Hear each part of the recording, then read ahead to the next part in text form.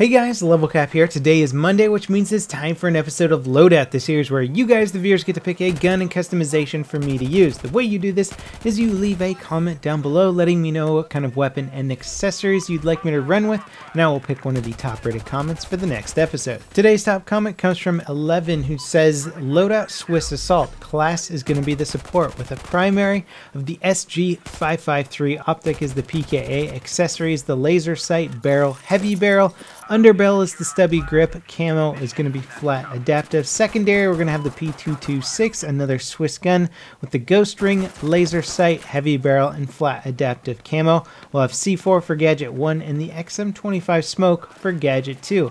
M34 incendiary grenade, knife survival, field upgrade is offensive. This loadout is about breaching and taking over small areas very quickly. Lay down smoke and incendiary to run into a small area unseen and take out all enemy forces and take control. Now, I'm a huge fan of the idea of running a Swiss loadout. I think Sig, the gun company, makes awesome firearms, and the P22 brand of firearm is becoming a staple in the US military because of its just reliability and general awesomeness. The Sig Sg553, 552, 550 is an extremely popular rifle and is used in many militaries around the world. And I'm personally a huge fan of the aesthetics of this gun. Ever since the original Counter-Strike, I just love that sort of gray and green color pattern that they've had. I mean, I think the more modern SIGs are more black now, but the originals had that classic gray and green styling to them, and I just kind of fell in love with the gun from Counter-Strike, and since then I've always liked it, even if it's not the best gun ever.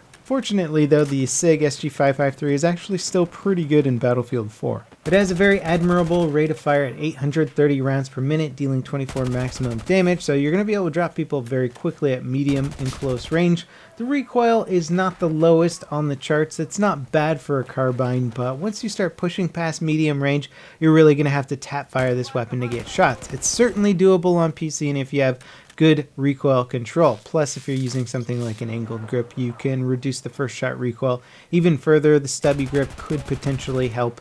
This loadout here isn't bad. I was certainly able to do pretty well using a stubby grip and heavy barrel. The reload is also pretty decent, coming in at 2.15 seconds for the short reload, so this is going to be a good all-around carbine. Again, not that great at extreme ranges, but then again, neither is any carbine for that matter. And there's a few that can hold their own, but really if you're going to pick a carbine, you're going to want to use it on the support class or the recon class, and you're going to want to fight at mostly medium to close range. In fact, most classes are going to want to fight at those distances unless you have a gun that's specifically meant for long ranges like a DMR. I'm loving how the adaptive camo turns green on this jungle map here. I really like running green camo guns or camouflaged painted guns in the jungle map. It just makes me feel like I'm camouflaged even if I'm not. The Chinese soldiers don't really camo that well on this map, but I would like to think that the US soldiers can camo a little bit better, even though spotting kind of brings you out of that foliage, which is an interesting subject within itself. I mean, has spotting completely ruined the idea of visual cover in Battlefield?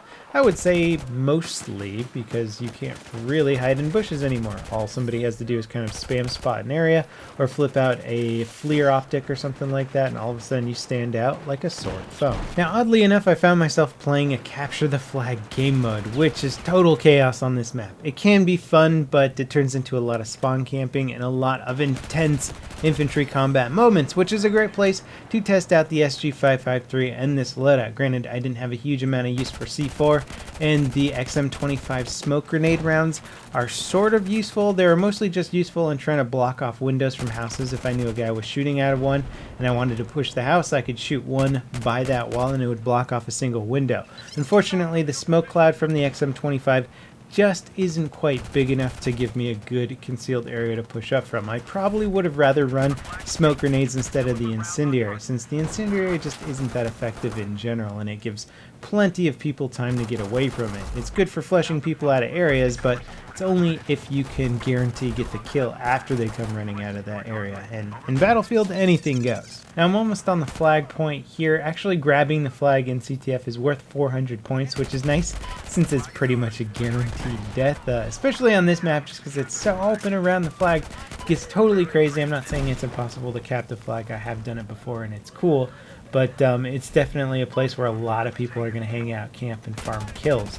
And oh my god, the amount of infantry in this map is just insane. I like that they added CTF as a game mode though to the new map. It's really cool. I think we need more maps that support infantry only game modes, not just TDM, but things that have more tactical objectives.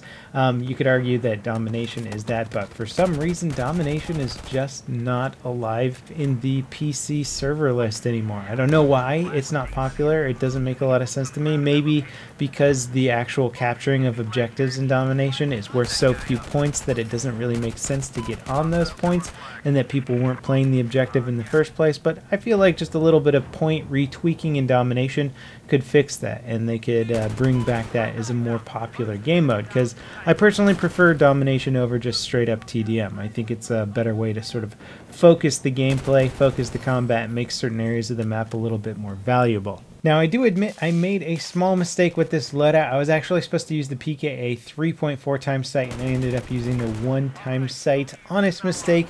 However, I can just save you the time and say that using a 3 times optic on pretty much any carbine is not a good way to go. I mean, you could make it work, and if that's your lifelong dream to use the 3 times optic on a carbine, then go for it. It's just that the 3 times optic is best for medium to medium longish range, and this gun just isn't effective at those ranges. You're going to miss a lot of shots. You're going to be zoomed in watching your shots miss at those ranges because the gun just doesn't have the accuracy to back up those optics. I mean, you could try hip firing with that laser sight in CQB and then using your optic for longer range engagements, but ultimately I think you're going to get better use out of just a 1 times magnification optic. Now we're finishing up this loadout here on Zavad 311. Perfect map for the Sg553. You can absolutely control your engagement distances if you don't want that long range combat, and stay away from the outskirts of the map. It's pretty much that simple. You want that medium to close range combat, stay in the central parts of the map, go underground, move between the 2 different buildings. C4 is great for blowing through those walls and creating avenues that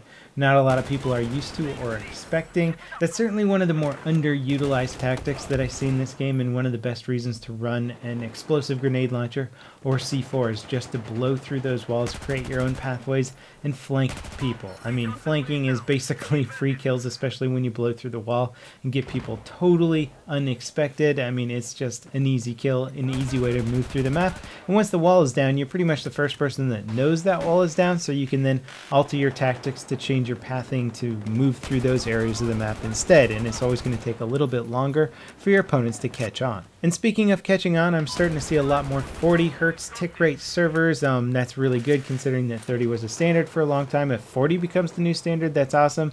And then we'll have the occasional 60 Hz or maybe 120 Hz, although I haven't actually played on one of those yet.